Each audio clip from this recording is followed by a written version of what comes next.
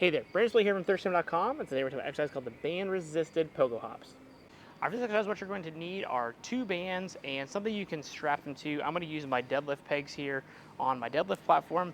The other option is you can take your bands and you can actually tie them to the bottom of a squat rack or some heavy dumbbells if you happen to be strapped for a pinch. But what you're going to do is you're just going to take the bands. In my case, I'm going to loop them around the band pegs here, and then we're going to create a small X on our body. So the right band is going to come across over my left shoulder, and then my left band is going to do the opposite on the other side, creating an X fashion. That way it's on my shoulder, I don't have to worry about it. And then from here, we're just going to perform our standard pogo hop. So we want to make sure we're using our arms to come up, and with our pogo hops, we're only focusing on the ankle joint doing majority of the work. So chest is tall here, just hopping as high as we possibly can, trying to make sure we're staying off the ground as much as we possibly can. Again, the goal with the pogo hops is to stay springy and bouncy. We want to make sure we're not landing hard between each rep. You want to stay on the balls of your feet, trying to get up as high as you can.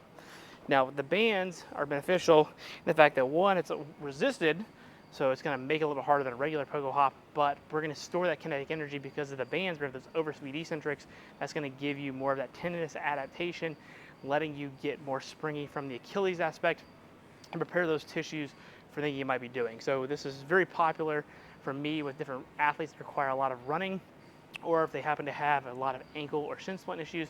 We want to make sure that we can get them more resilient over time at the ankle complex, and I really like this variation. Also, if you have athletes that are not springy, right, they look like they're very stiff, they land very heavy-footed, this is a great variation to teach them how to be springy and build up some tendon elasticity as they get going. Now, I would not just introduce this to any athlete. I would make sure they have standard pogo hops and regular plyometrics as part of their training before going into the band resisted option, but it is a great way to be able to develop those adaptations as you need to.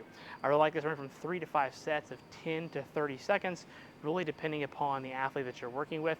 You can also do it for repetitions, but I really find time works great because it incentivizes the athlete to stay off the ground as much as possible and really push hard through their ball of their foot. And again, the time portion of it just makes it easier to track than doing repetitions. But if you want to, you certainly can. If you have any questions, let me know in the comment section below. Thanks. Have a great day.